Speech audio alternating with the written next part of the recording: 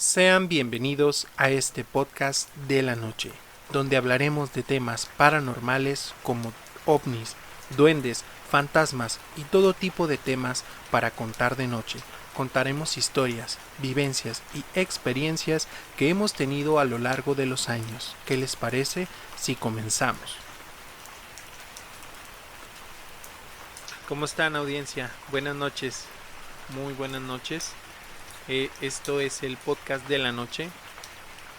Sean bienvenidos, la verdad es que estoy muy feliz, muy contento. Si mal no recuerdo, este ya es el noveno episodio. Es bastante. Estoy muy contento. La verdad es que no ha sido nada fácil. Yo sé que en este momento tenemos tal vez pocas personas que nos escuchan, pero las necesarias, las que estén aquí, son las suficientes de momento. ¿Por qué? Porque son las que les gusta el contenido, lo escuchan con, ¿cómo decirles? Con continuidad, por darles una palabra. Pero bueno, en este caso quiero platicarles de una película que está relacionada con el tema del día de hoy. Esta película habla de un payaso asesino. Esta película, bueno, no es una película, es una miniserie. Esta miniserie se grabó por ahí de los noventas, y pues tal vez todos los de más o menos esa edad en delante, tal vez ya los más jóvenes, igual y no la conocen, pero creo yo, tal vez los que les gusten el tema del terror conocerán la nueva versión que sacaron. De hecho, hace poco, bueno, no hace poco, hace algunos años, pocos, pero algunos, sacaron la versión nueva. Esta es la de It o Eso, el payaso. Es una película muy buena. La viejita, la miniserie viejita fue brutal para la mayoría de los niños, como que fueron de ahí de los noventas, porque recuerdo que esa serie pues la pasaban por un canal en México que se llamaba Canal 5, o este canal era de Televisa, si mal no recuerdo.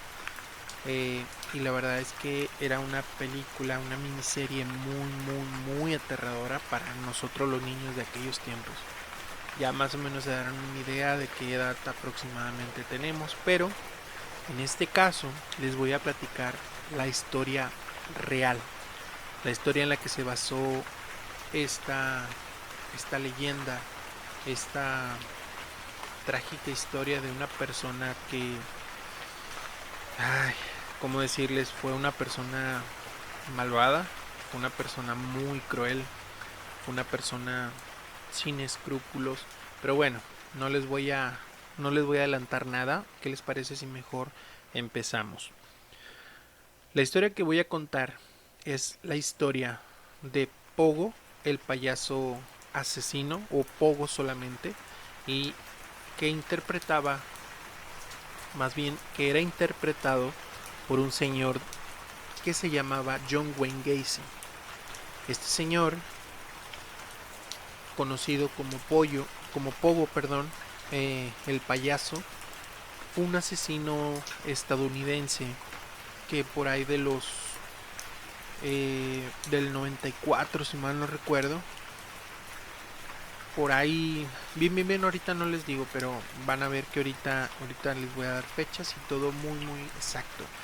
Fue un asesino en serie estadounidense, de hecho, que violó y mató a 33 hombres jóvenes, en su mayoría por ahí del 1972 al 78, aproximadamente 6 años que transcurrió en su carrera de asesino en serie. De sus víctimas, 26 fueron enterradas en el semisótano de su propia casa, 3 en diferentes lugares de la casa, y otras 4 fueron lanzadas a un río cercano.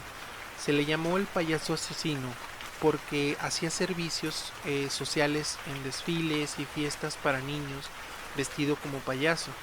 Y él ahí es donde se hacía llamar Pogo el payaso, personaje que él mismo creó.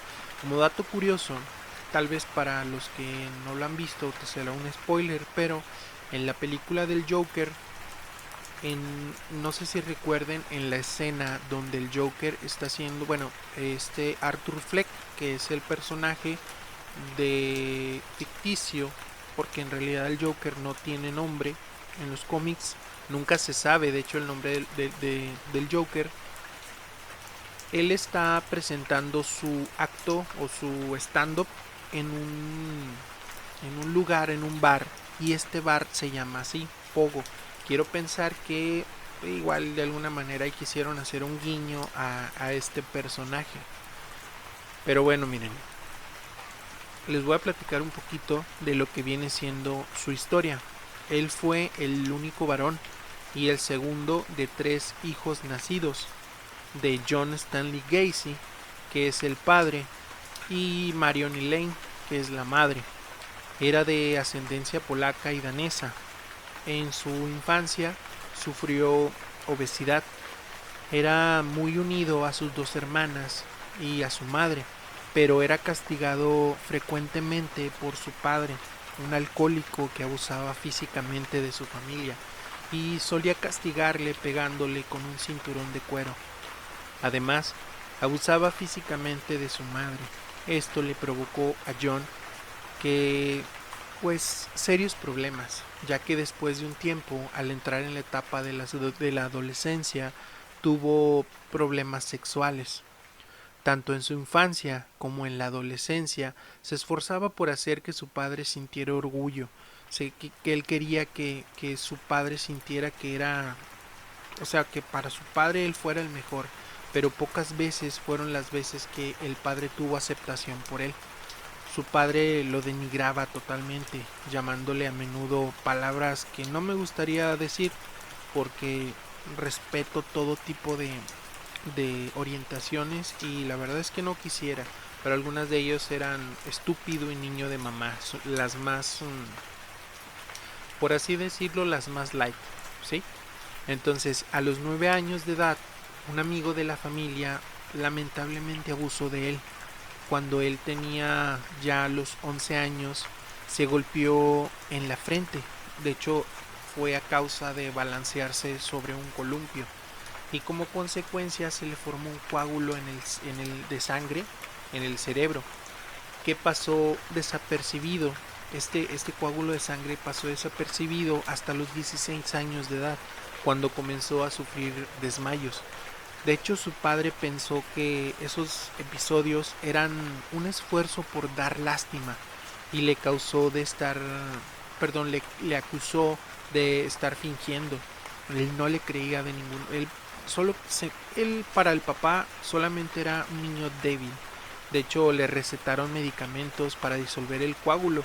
Asistió más adelante a 4 diferentes colegios, pero de hecho acabó abandonando todos y cada uno de ellos. En realidad él nunca se graduó.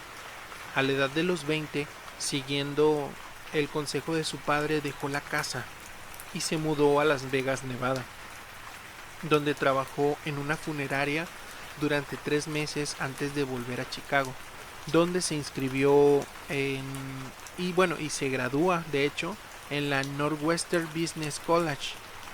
Allí sintió la necesidad de compartir lecho con un cadáver de la funeraria. No sé si me explico. Tuvo pues algo, algo, algo que ver, pues vamos, con una persona fallecida del trabajo donde él estaba laborando. Este cadáver fue muerto en un accidente. De hecho, tras ese acto, regresó al domicilio de sus padres. Obtuvo un puesto más adelante de directivo mientras era aprendiz en la compañía de zapatos Nunn Bush.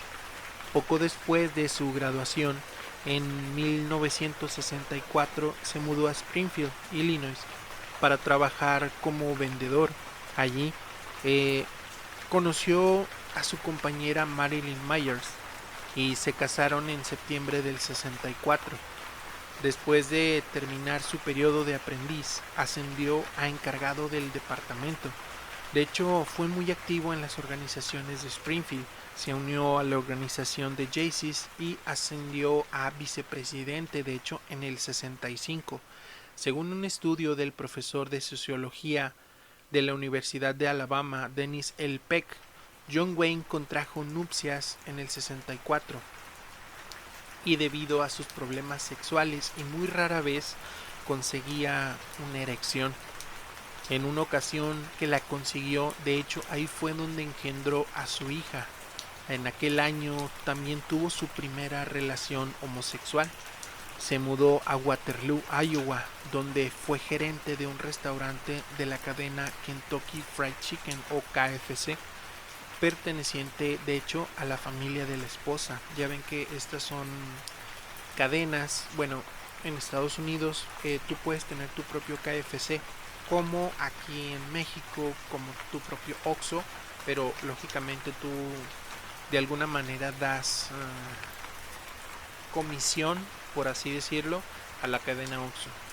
Entonces, bueno, su primer matrimonio terminó después de ser detenido el 10 de mayo del 68, de hecho, y declarado culpable por abuso sexual de menores. Fue sentenciado a 10 años de prisión por este crimen, pero después de 18 meses recluido en la penitenciaría estatal de Anamosa, salió en libertad condicional el 18 de junio del 70 debido a su buen comportamiento. De hecho, ante la sociedad él no era mala persona, se portaba de... Era un... ¿Cómo se le dice? Era una persona ejemplar. De hecho, después de abandonar la cárcel, se mudó nuevamente a Illinois, donde ocultó todo registro criminal. De hecho, lo hizo con éxito, hasta que la policía comenzó a investigarlo por asesinatos posteriores. De hecho, nunca más desde que fue sentenciado en el 68 no pudo volver a ver a su primer hija. De hecho, ni siquiera su mujer, la madre de la hija no permitía que él, ¿cómo decirlo? Que ni siquiera lo viera, vamos.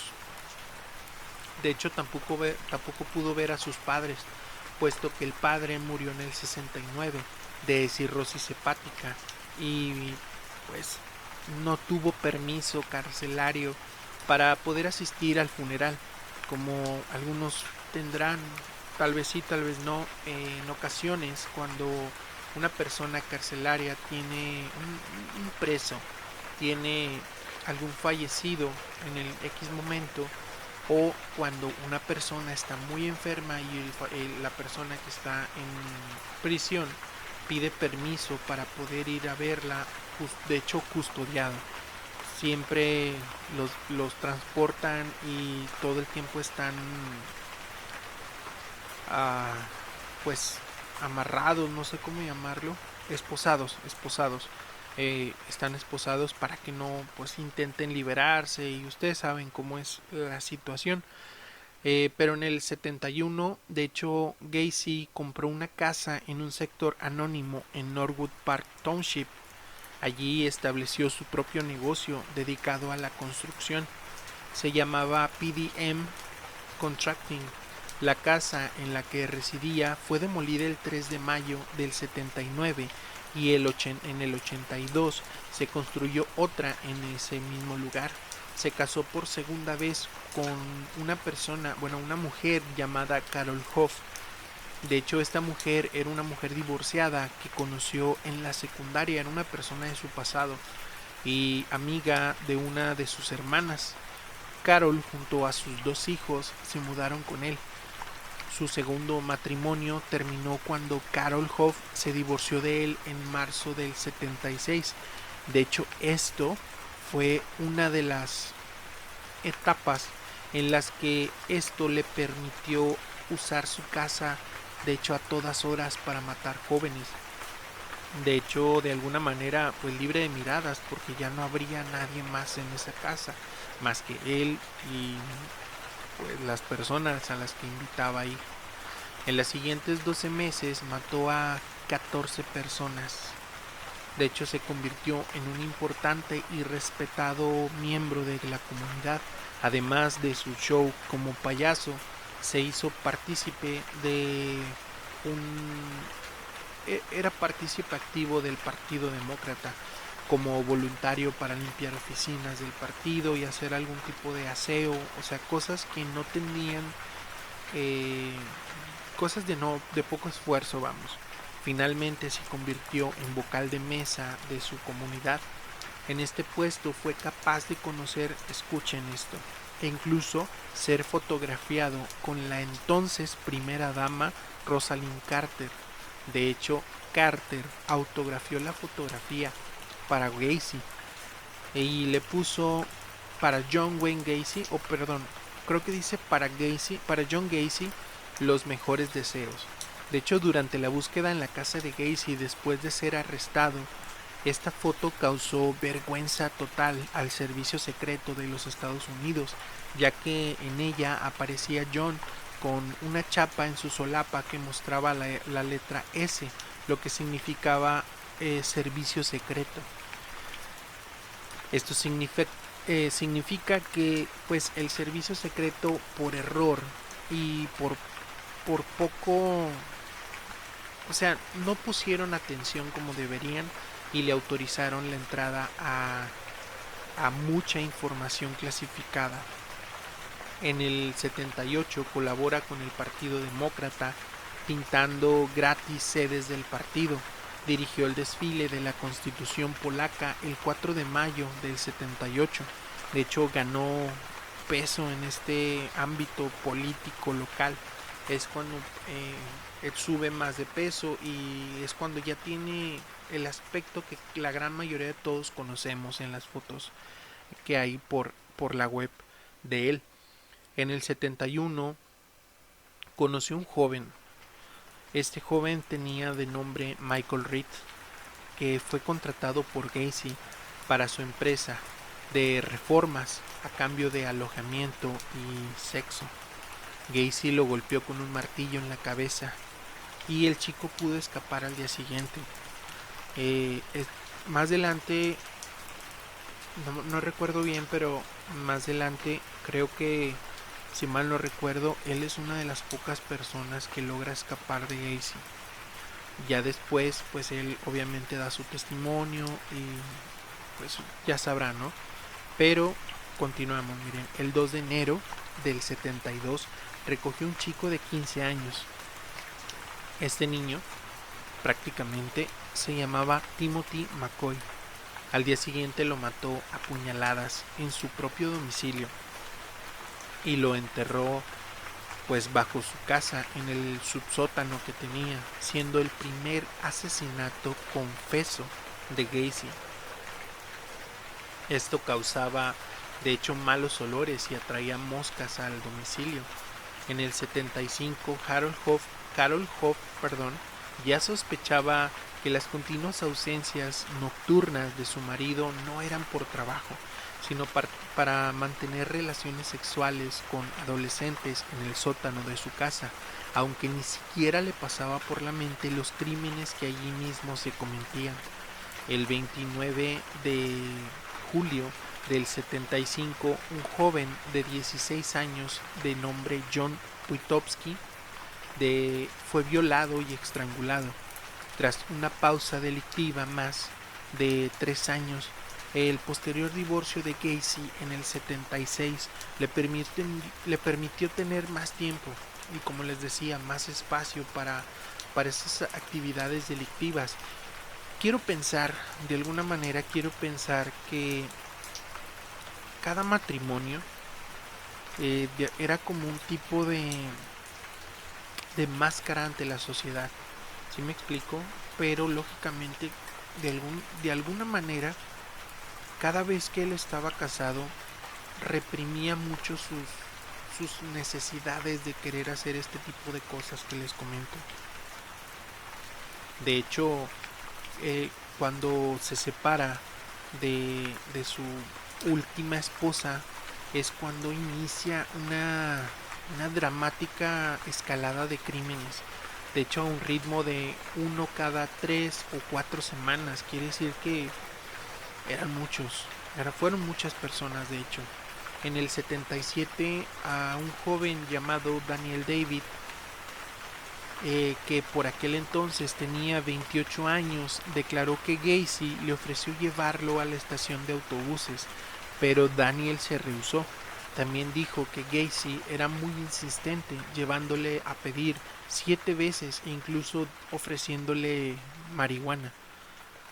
De 2 víctimas que fueron reportadas como supervivientes, Daniel es el único vivo a la fecha para relatar el procedimiento que Gacy, el cual consistía en atarlos, torturarlos de diversas formas y sodomizarlos, para por último estrangularlos. Y algunas otras cosas que ya se las conté anteriormente en alguno de cada caso. En el 78, y tras asesinar a Timothy O'Rourke, de 20 años, tuvo que abandonar el cadáver en una zona fluvial, en un río, en un lago. Lo tuvo que abandonar porque de hecho ya no cabían más cadáveres enterrados en su casa. Ya era demasiado los cadáveres que habían bajo la casa de Gacy. De hecho, ninguna sospecha recayó en Gacy hasta el 12 de diciembre del 78, cuando fue investigado después de la desaparición de un adolescente de 15 años llamado Robert Piest, a quien su compañera de trabajo le vio por última vez de camino a una entrevista al trabajo con Gacy. De hecho, un registro en la casa de John en Northwood Park reveló diversos artículos relacionados con otras desapariciones. Curiosamente, fue arrestado días más tarde por tráfico de drogas. El 22 de diciembre del 78, Gacy acudió a sus abogados y confesó sus crímenes. Harto de la constante vigilancia policial, llegó incluso a decir que eran sus escoltas, invitarlos a su casa.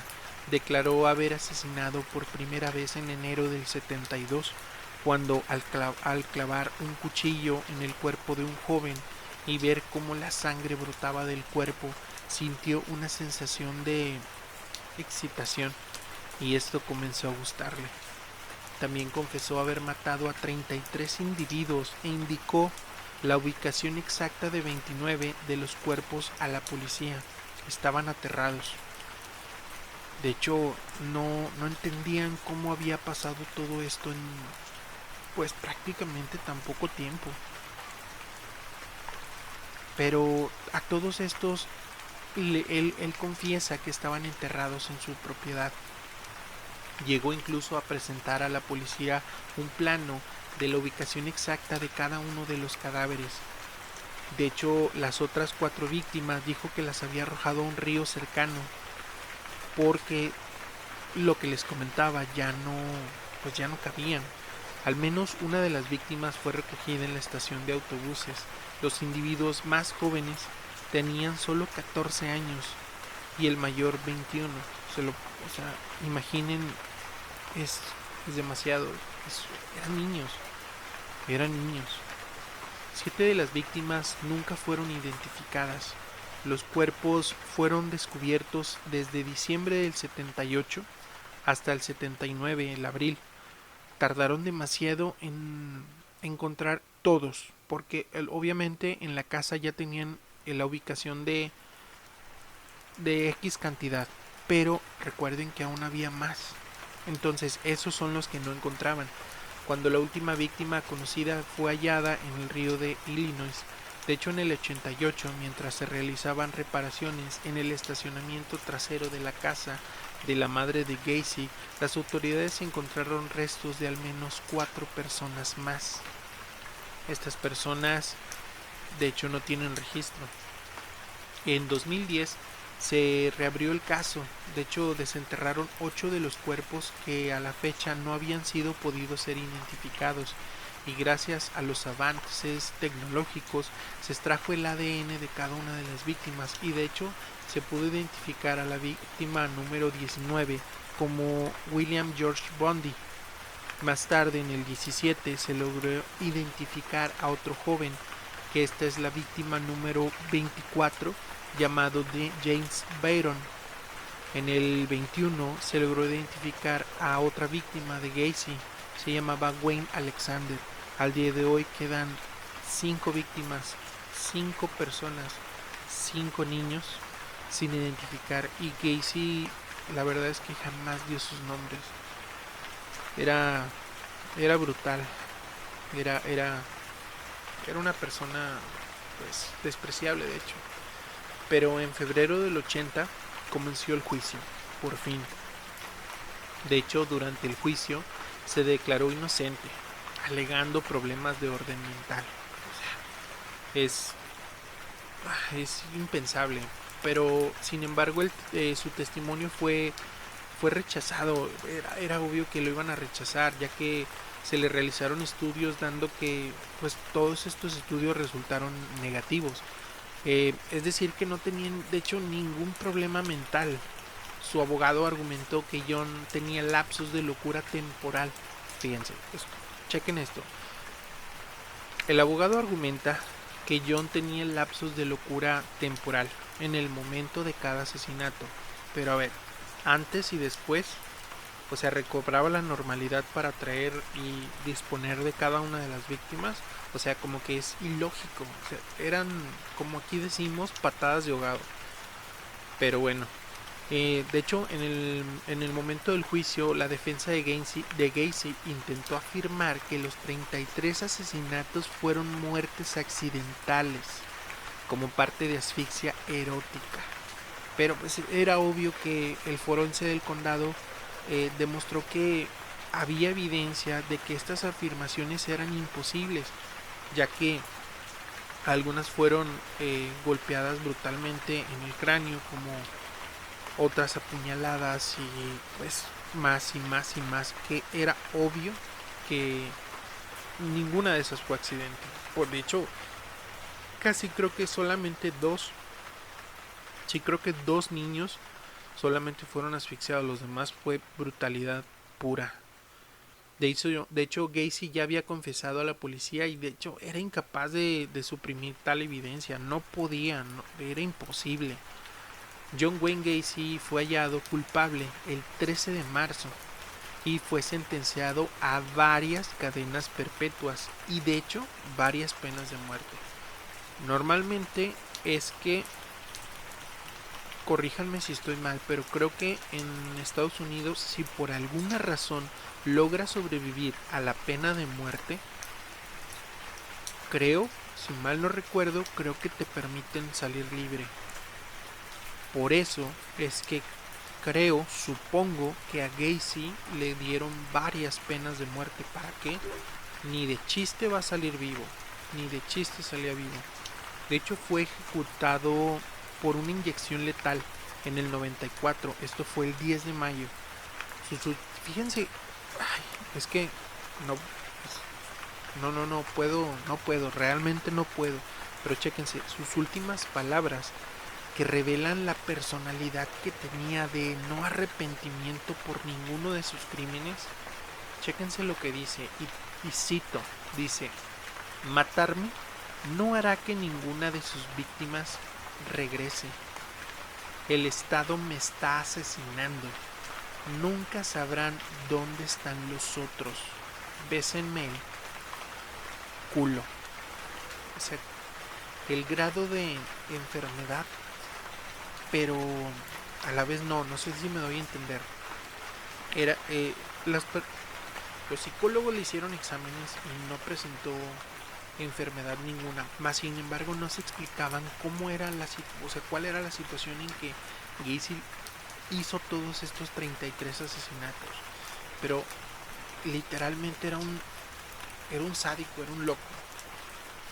Nada más que aquí lo malo, bueno, obviamente todo es malo, pero En, en la declaración que hace hay una frase que dice que te hela la piel. Él dice, nunca sabrán dónde están los otros. No solamente fueron 33, fueron más. Fueron más y no saben dónde están, no saben qué pasó con ellos, no saben absolutamente nada, nada de ellos. Hay unas posibles explicaciones del por qué Gacy hacía lo que hacía. De hecho, algunos señalan que la pobre relación con el padre, alcohólico y abusador, un trauma en la cabeza y unos subsecuentes desmayos en su adolescencia como la base de sus actos. También se especula que la matanza de jóvenes era la expresión subconsciente del odio a sí mismo por ser homosexual. A menudo declaró que la desinhibida, o sea, como para que me entiendan, la falta de, de gusto por el momento del sexo con sus esposas también podía ser alguno de los factores. De todos modos, sus víctimas fueron mayormente hombres heterosexuales. Bueno, la gran mayoría eran hombres heterosexuales, no homosexuales. Y el atributo entre todos ellos, el atributo común era que pues eran jóvenes. Después de su ejecución, el cerebro de Gacy fue extraído y actualmente es propiedad de la doctora Helen Morrison, quien entrevistó a John y a otros asesinos seriales en un intento de aislar estos rasgos comunes en personalidad de cada uno de ellos. Los abogados de Gacy contactaron a una psiquiatra forense para que examinara el cerebro de Gacy después de morir. Los resultados revelaron que no había anormalidades.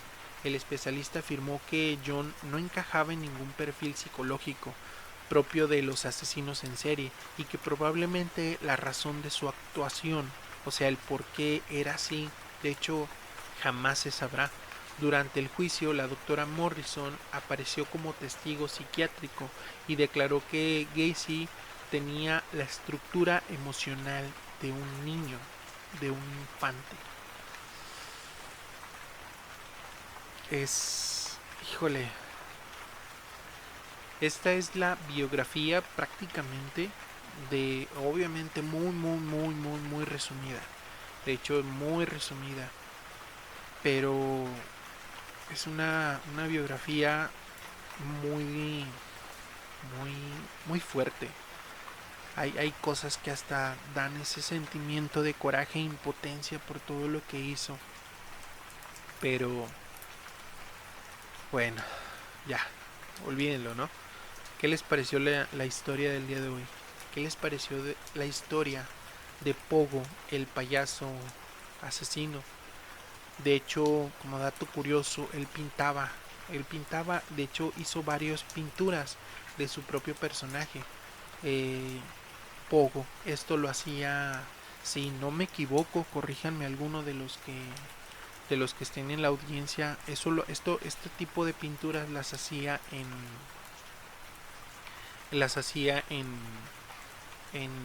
ay, en la prisión. De hecho, durante los 14 años que pasó en prisión, eh, él pintó al óleo este tipo de pinturas como aceitosas. De hecho, su tema favorito eran los payasos. Dijo que usaba su personaje de payaso como un alter ego, como una segunda personalidad. De hecho, sus pinturas incluyen imágenes de, por ejemplo, de Blancanieves, de una serie de Jeffrey Dahmer, un asesino. Muchas de sus pinturas fueron vendidas en subastas después de la muerte de Gacy. Una de sus obras más famosos es en la que aparece el cantante punk Gigi Allen, quien solía visitar a Gacy en prisión y con quien mantenía correspondencia, de hecho hasta el fallecimiento del 28 de junio de 93. La pintura ahora es de el bajista y hermano de Allen, Marley Allen, Una reproducción de la imagen en blanco y negro puede ser vista en la portada de la banda sonora del documental de Gigi Allen, Hated se llamaba. Sus pinturas también han sido usadas como adorno del álbum de Acid Bath When the Kid String Pops. Gacy hizo pinturas para el artista, músico y actor Glenn Matmore, con quien también mantuvo correspondencia por una cantidad de tiempo razonable. De hecho, el retrato de Matmore pintado por Gacy aparece en la portada de su disco Hot Horny and Burn Again. Otras de sus pinturas pertenece a un cantante de metal, una banda de metal, creo que es black metal, es Danny Field. De hecho, la banda se llama Cradle of Filth, tal vez algunos la conozcan. El cineasta John Waters también posee un cuadro de Gacy. Según él, está catalogado en la habitación de... está colgado en la habitación de huéspedes de la casa. ¿Te imaginas quién lo va a visitar? ¿Quién va a querer quedarse en un lugar donde está una foto, un cuadro pintado por Gacy? O sea, obviamente las visitas no se van a quedar por demasiado tiempo, ¿va? Pero hay muchos nombres, de hecho, hay muchos nombres. Edward Lynch, Donald Borges, jóvenes no identificados, Timothy McCoy, Mike Rossi, Darrell Sampson, Randall Refet, Samuel Stapleton, Michael Bonin, William Bill Carroll, y así sigue la lista. Es brutal esa lista, es muy difícil, de hecho es complicada. Pero bueno, aquí terminamos, audiencia. La verdad es que estoy más molesto que feliz por haberles traído esto. Bueno, obviamente no molesto sino por la nula. Se me hizo poco, la verdad. No, de alguna manera este tipo de personas pienso que no deberían de estar, pero pues bueno, lamentablemente es que no podemos hacer nada y no somos nadie para poder hacer algo. Las autoridades fueron los que hicieron al final su trabajo. Espero y pues por ejemplo de alguna manera todas esas personas que se fueron tengan descanso, porque se lo merecen, porque esta persona ya no está con nosotros, gracias a quien quieran darle gracias, pero ya no está con nosotros. Pero bueno, audiencia, recuerden que si pueden, si quieren, pueden mandarme su historia al correo del canal. Ahí lo tienen en la página, en la parte de la descripción. Denle like si les gustó, activen la campanita si es que les gusta el contenido del canal. Me ayudarían mucho dándole suscribirse para ser más en la comunidad. De momento somos pocos, pero la verdad es que va creciendo poquito a poquito, paso firme. Si les gusta este tipo de temas, este tipo de historias, constantemente vamos a subir una historia cada vez y más interesante. En este caso fue la historia de John Wayne Gacy, una historia muy trágica, pero bastante entretenida. Entonces, bueno, de hecho ya llevamos bastantito tiempo con ustedes.